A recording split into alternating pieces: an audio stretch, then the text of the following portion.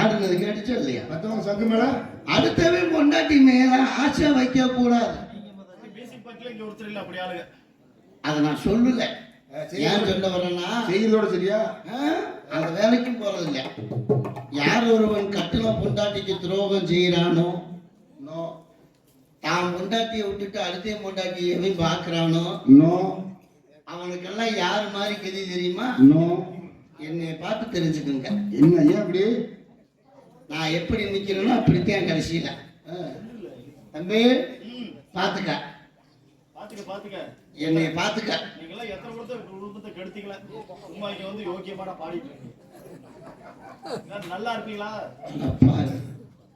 என்னை கடைசியில பலியடா ஆக்குறாங்க வாரிய நாடகத்தை போட்டு. நான் குடும்பம் கெடுக்கிறவனா நிஷமா? ஏய் அதுக்கு மேல பேசாத. கட்டி சோத்த கும்பல் அவ காக்குறான்.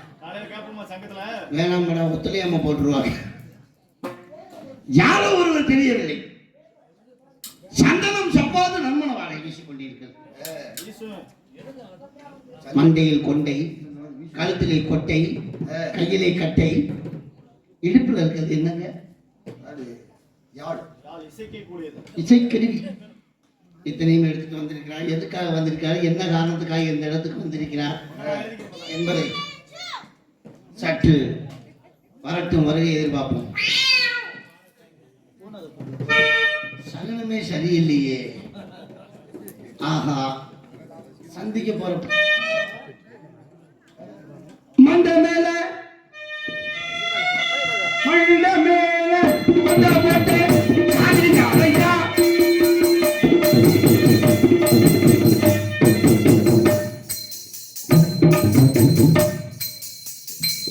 நெஞ்சம் இருக்கு துணிவாக, நேரம் இருக்கு தெளிவாக.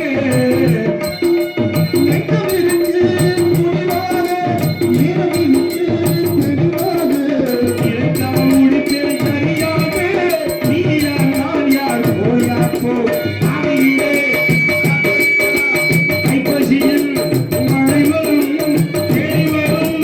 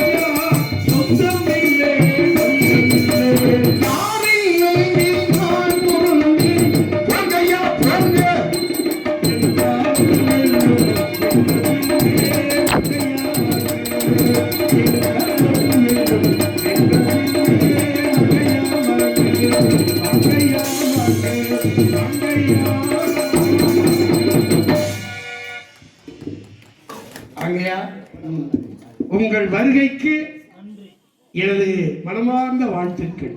வாழ்த்துக்கள் எங்களுக்கு. நீங்கள் இங்கு வருகை தந்ததற்கு நான் ரொம்ப சந்தோஷம். என்னை முதல்ல வாழ்த்துக்கள். உண்மையாக உறுதியாக அதுல ஒன்றும் சந்தேகம் இல்லை. உங்களுக்கு ஒண்ணு கண்மணி அடிச்சிருச்சு. நீங்க எல்லாம் கிளம்பலாம் 4 பேர். அது அவங்க போவாங்க.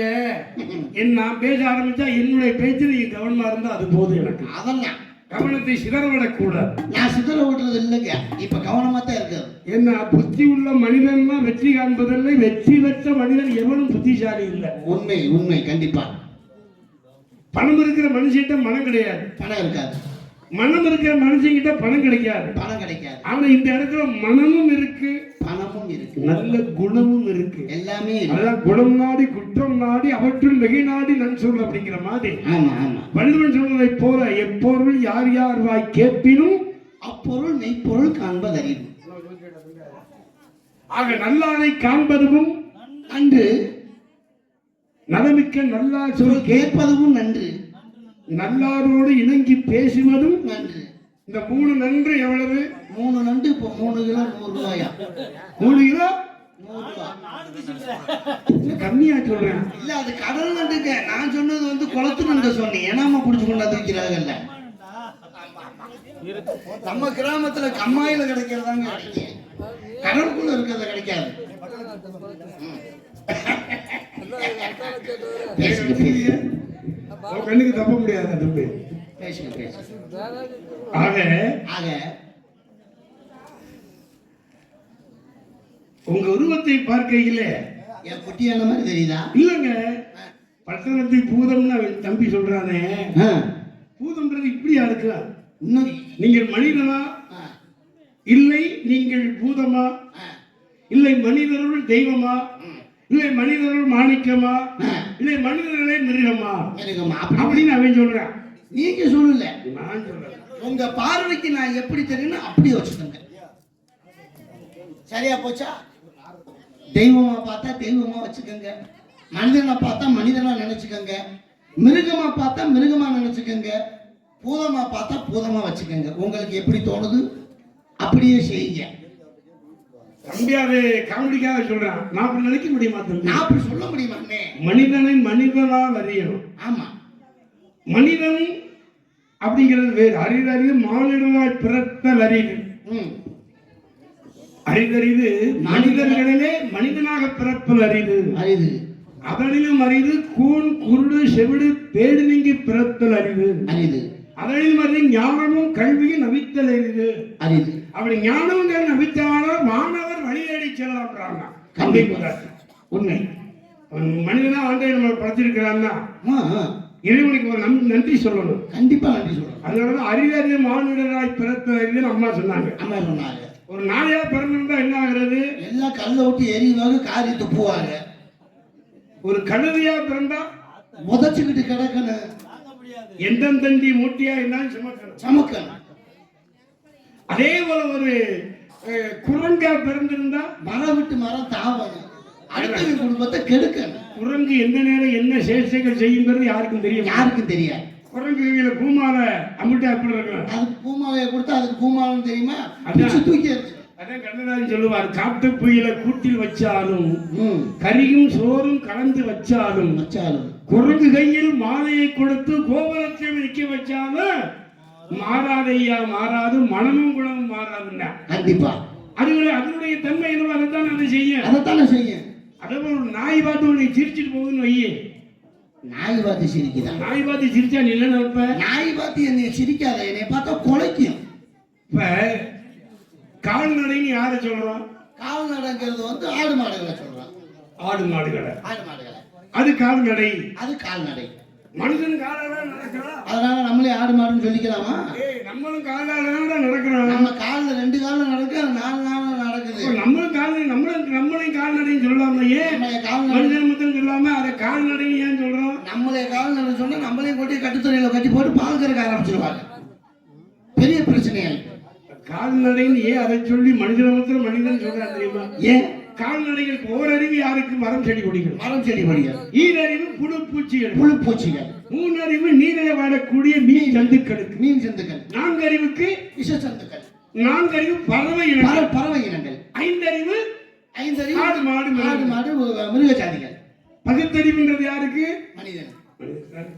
கால்நடை ஏன் ஆடு மாடை சொல்றோம்? 5 அறிவு. ஒரு மாடுகள்லாம் நடந்து போகுது, நீ கூப்பிட்டு ஏன் மாடுகளே எங்க போறீங்கன்னு கேட்டா இருக்கு சொல்ல தெரியுமா? சொல்ல தெரியாது.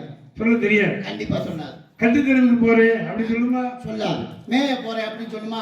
சொல்லாது. தண்ணி குடிக்க ஒரு போறேன். மனிதன் நீ நடந்து போற, என்னமே பப்பு நன்னே எங்க வந்தீங்க? இங்க ஆறு ரோடுக்கு போறேன், சங்கத்துக்கு பஸ் ஏறு அப்படி. மனுஷன் கேட்டா பதில் சொல்றோம். ஆமா. அதனால அதை கால்நடையாகும். மனிதனே மனிதனாகும். மனிதனாகவும் செய்யணும். ஆமா. வித்தியாசப்படுதல் இல்லையா? உங்க அதான் பகுத்தறிவு என்ற தன்மையை ஆண்டவன் கொடுத்தான். அதனால்தான் அன்னைக்கு ஐயா சொன்னார்ல, சேவல் கூட தூங்கும் உலகை கூவி எழுப்பும் குரலாலே சேவல் அந்த ஏவல் தன்னை காவல் காக்கும் நாய்களும் தங்கள் குணத்தாலே உள்ள ஒரு அல்சிஷனாயே இறை இழைத்தாலும் இல்லை என்றாலும் உறவை வளர்க்கும் காக்கைகளே இனத்தை இனமே பகைப்பதெல்லாம் மனிதன் வகுத்த வார்த்தையிலே. கண்டிப்பா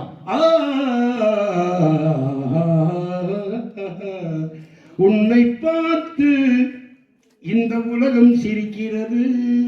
உலகம் மட்டுமா சிரிக்குது? ஊரே சிரிக்குது. என் பொழப்பு ஊர் ஊரா சிரிக்குது. ஏன் சிரிக்குது? நீ ஒரு கோமாளி என்பதற்காக. நான் சிரிக்க வைக்கிறேன்னா அங்க அவங்களுக்கு வேலை இல்லை.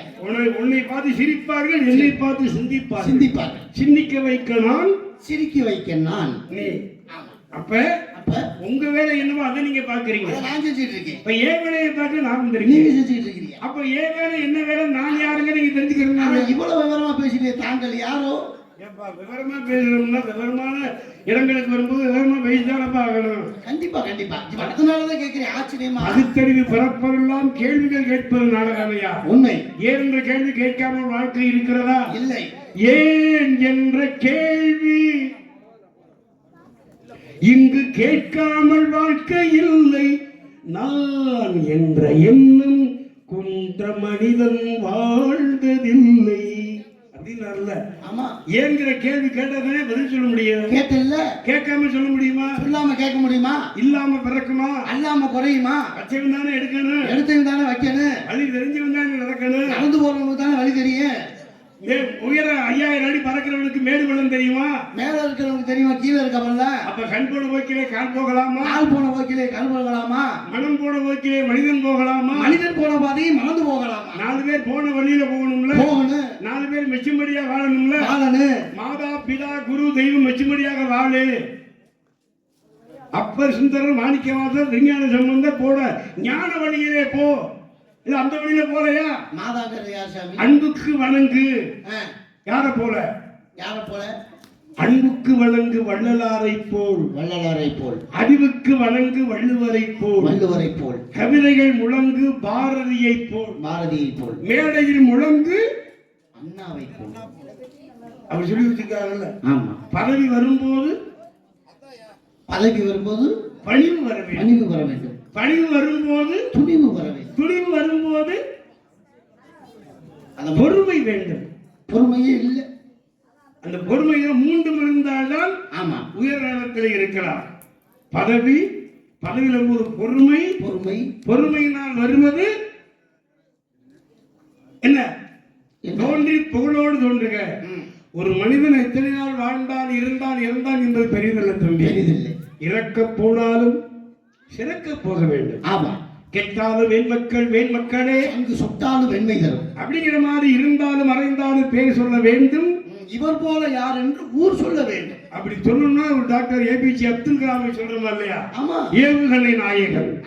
இன்னைக்கு ஒரு பேரை சொல்லிக்கிட்டு இருக்கோம். கண்டிப்பா. ராமேஸ்வரத்துல அப்பேற்பட்ட பெரிய தன்மையிலே அவர் நினைவிடம் கட்டி இருக்கின்றார்கள். உண்மை. அவர் இறந்தாலும் இரவா புகழோடு வாழ்ந்து கொண்டிருக்கிறார். நம்மெல்லாம் இருந்தா நம்மளுக்கு எல்லாம் ஒரு விவேகானந்தர் எடுத்துக்க 29 வயது வரை வாழ்ந்தாலும் இந்த உலகத்தையே ஒரு கலக்கினவர் விவேகானந்தர் இல்லையா? உண்மை. அதே போல 2000 வருடத்துக்கு முன்னால வள்ளுவன் தன்னை உலகிற்கு இருந்து வாழ்ந்து கொண்ட தமிழ் மண்ணிலே திருக்குறள் என்ற ஒரு நூலுக்கு உள்ள பெருமை ஒரு மகாபாரதத்துக்கும் சிவப்பதிகாரம், உடலகேசி, வளையாபதி, இப்படி சிவமகாபுராணம் எத்தனை நூல்கள் இருந்தாலும் இன்னைக்கு ஐநா சபையில் அமெரிக்க நாடுகளிலே பைபிள் பக்கத்துல நம்ம திருவள்ளுவர் அருளிய 1330 குறள் என்ற அந்த குறள் என்ற புத்தகம் தானையா வெளிநாட்டிலே அமெரிக்க நாடுகளிலே இருக்கிறது ஐநா சபையில. ஆமா. அப்ப வள்ளுவனுக்கு எவ்வளவு பெருமை, நம்ம தமிழனுக்கு எவ்வளவு பெருமை. அதனால்தான் தமிழன் என்று சொல்லடா, தலை நிமிர்ந்து நில்லடா. தமிழன் என்றொரு இடமுண்டு, தனியே அவருக்கு ஒரு குணம் உண்டு அப்படின்னு வள்ளுவன் சொன்னார் இல்லையா? ஆமா. அந்த வள்ளுவனால் நமக்கு பெருமையா? இல்லை, வள்ளுவனால் இந்த உலகத்துக்கு பெருமையா? அப்படின்னா அதனால்தான் சொன்னார் அவர், எப்படி அகர முதல எழுத்தெல்லாம் அகர சிலையத்துல எழுதி பழகு. ஆதிபகவன் முதற்றே உலகத்தானே நம்ம படிச்சேன். நான் 1வது படிக்கிறப்ப வாத்தியார் மண்டையில கொட்டி தகர சிலையத்துல எழுதிட்டு வராருதான் சொல்லுவேன். பரவாயில்ல, உங்க வாத்தியார் நல்ல வாத்தியார். ஆமா, அகர முதல எழுத்தெல்லாம் தகர சிலையத்துல ஆதி பகவன் முதற்றே உலகு. அப்படி எனக்கு ஆதி பகவன்னா வள்ளுவரின் தாய் தந்தையார் ஆதியும் பகவனும். பகவனும் உலகத்துல அம்மா சொன்ன மாதிரி உலகத்துல தாய்மைக்கு ஈடான தெய்வம் உலகத்துல எந்த தெய்வமும் கிடையாது. கண்டிப்பா. அதுக்காகத்தான் அந்த தாயை சொன்னார். எப்படி சொன்னார்? இந்த பொழுதில் பெரிதுபக்கும் தன் மகனை சான்றோன் என கேட்ட தாய். தாயில் சிறந்த கோவிலும் இல்லை, தந்தை சொல்பிக்க மந்திரம் இல்லை. அப்படி சொன்னவன் யார்? புராணத்திலே பரசுராமன். பரசுராமன் இல்லையா? அதனாலதான் மாறி வெட்டிட்டான். ஏன்னா பரச கோடாரியோடு பிறந்தவன் பரசுராமன். பரசுராமன் ஜமதக்கினி முனிவருடைய மகள் அல்லவா? ஆமா. உன் தாய் கற்பிழந்து விட்டாள், வானத்திலே கந்தர்வன் ஊரை பார்த்து விட்டாள், மதிமயங்கி விட்டாள். உன் தாயின் தலையை உன் தாயின் சிரத்தை கொண்டு வாடா மகளே பரசுராமன்றார்.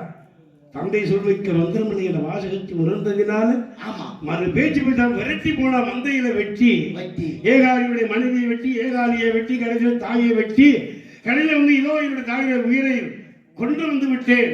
அது கொண்டு வந்தான்ல.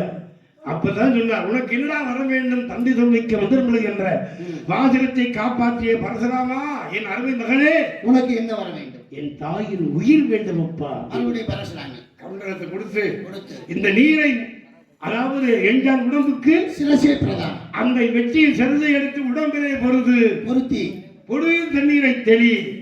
கங்கையை தெளித்தால் உன் தாய் உயிர் பெற்று வந்து விடுவார். ஏன்னா வேகமா வந்து தாயை காப்பாற்றணுமே, தாயை காப்பாற்றணுமே, தாயின் முகத்தை பார்க்கணுமே, அவசரமா விட்டு ஏகாலி மனைவி உடம்பிலே தன் தாயின் தலையை பொருத்தி விடுகிறான். தாயினுடைய சிரத்திலே ஏகாலி மனைவியின் தலையை பொருத்தி விட்டு தெரிஞ்ச எந்திரிச்சிடுறாங்க. எந்திரிச்ச உடனே உடல் மாறிவிட்டது.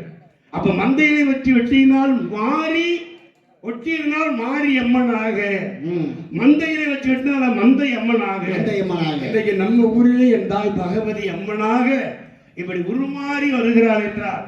அதற்கு காரணம் தந்தை சொல்மிக்க மந்திரமில்லை, தாயை சிறந்த கோயிலும் இல்லை. அப்ப அதனாலதான் நீ கோவிலா இன்னைக்கு அம்மா பகவதி அம்மா கும்பிடுறோம். ஆமா இல்லையா? உண்மை. இல்லாமல் பிறக்குமா? அல்லாம குறையுமா? அன்னையும் பிதாவும் முன்னறி தெய்வம் அப்படி சொன்னபடியா? சொன்னது யார்? அவை மூதாட்டி. அவை மூதாட்டி இல்லையா? அதனாலதான் ஆலயம் தொழுவது சாலமும் நன்று. உண்மை. அன்னையும் பிதாவும் முன்னறி தெய்வம். ஆமா.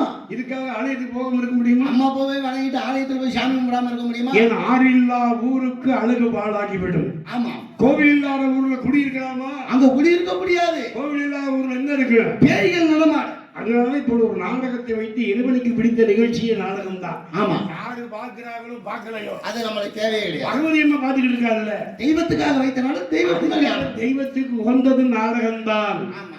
ஆடல் பாடல வந்து அரைக்குறைய ஆடிவிட்டு ஊர்ல அப்புறம் மழை பெய்ய எப்படி பெய்யும்?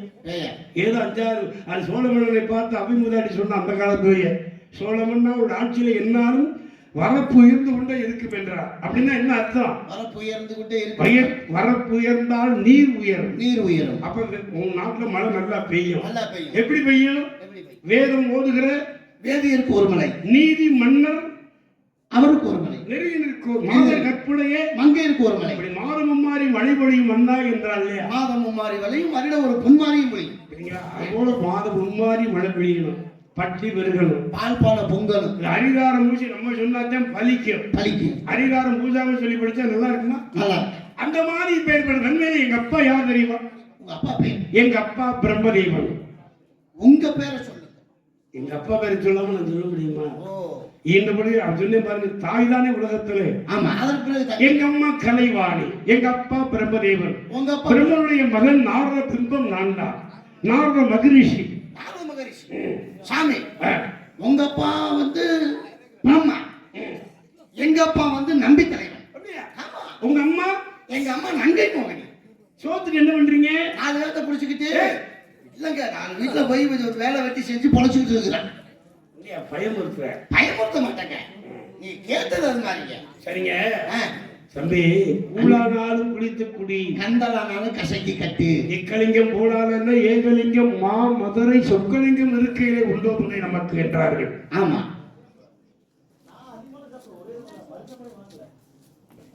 அந்த இல்ல. மாதிரி ஆ. உங்களை இந்த இடத்துல பார்க்கறது ரொம்ப சந்தோஷம். ஆகட்டும்.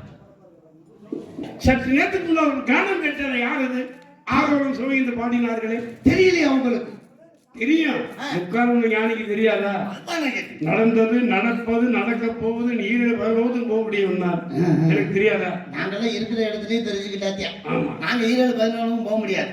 நாரத மகாமுனிவர். இந்த ஆரோரம் சுவைந்து பாடினாலே அவள் யார்? தங்கச்சி வள்ளி. வள்ளியா? உங்க அப்பா நம்பிராஜனுக்கு 7 ஆண் பிள்ளைகள் தானே, பெண் குழந்தை கிடையாதே. சாமி, ஆ. ஆஸ்திக்கு 7 ஆண் குழந்தையை கொடுத்த குலக்கடவுளாகப்பட்ட முருகன் ஆசைக்கு ஒரு பெண் குழந்தை கொடுக்கவில்லை. முருகனை துதிக்காத நாளே கிடையாது. அப்படி இருக்கும்போது நாங்கள் அனைவரும் காட்டுக்கு வேட்டைக்கு சென்ற போது ஒரு பெண் குழந்தை அழுகுரல் கேட்டது. சென்று ஓடி பார்த்த வள்ளிக்கிழங்கு தோன்றிய பள்ளத்தில் அழகான பெண் குழந்தை கண்டது. அந்த குழந்தையை எடுத்து வந்து வள்ளி நாயகி என்று பெயரிட்டு வளர்த்து வருகிறேன். இப்பொழுது குறிஞ்சி நிலத்தில் என் தங்கை வள்ளி காவல் புரிந்து கொண்டிருக்கிறார். குலப்பெண் குன்றாமல். ஆமா. அப்ப வள்ளி இருக்கிறார். கூட ஒரு சத்தம் உனக்கு எடுத்தா தோழி. அது ஏன் கைவசம்? உன் கைவசமா? எனக்கு ஒரு ஆளு சாமி. உனக்கு ஒரு ஆளு. என்ன சாமி, குப்பையில கிடக்குற கொட்டாங்குச்சி கூட ஒரு குச்சியை கோத்துட்டு கிடக்குது. நான் என்ன சும்மாவா தெரியுங்க? வர்றா. அந்த ஆளு ஆண்பாலா பெண்பாலா? பெண்பால். பெண்பால். அவள் ஆடி வருவாளா பாடி வருவாளா? ரெண்டையுமே போட்டு தாங்க வரும். பாட்டு பாடி வருவாளா? பாட்டும் பாடி வருவா, ஆட்டம் ஆடியும் வருவா. ஆட்டம் நன்றாக ஆடுவாளா? ஐயோ, பயங்கரமா ஆடுவாங்க. அவ பாடி 42 இன்ச்சு இன்னும் அளவு பார்க்கல. வாயை பிடிக்கல.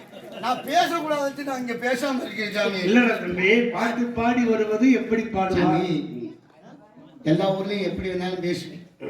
ஆனா நம்ம கே வெங்கடாபுரத்துல அன்புள்ளவங்களும் முன்னாடி உட்காந்து பாக்குறாங்க. எங்க இடத்துல தாய் குளம்லாம் இருக்காங்க. இவங்களுக்கு எல்லாம் தப்பா தவிர தமிழ் மீனிங்ல கூட பேசக்கூடாதுங்கிறதா பேசாம இருக்கு. அதுக்காக பேசாம இருக்க. அதுக்காக பேசாம இல்ல சாமி. ஊமையா இருந்தா நல்லா இருக்குமா? அப்புறம் ஊமை பையன் இல்ல, நீங்க இருக்கிறீங்கல்ல, அது போதும் சாமி. சரி தம்பி, அண்ணே, நான் அவளை பார்க்கணுமே. பாக்குறீங்களா? நான் பார்க்கலாம்.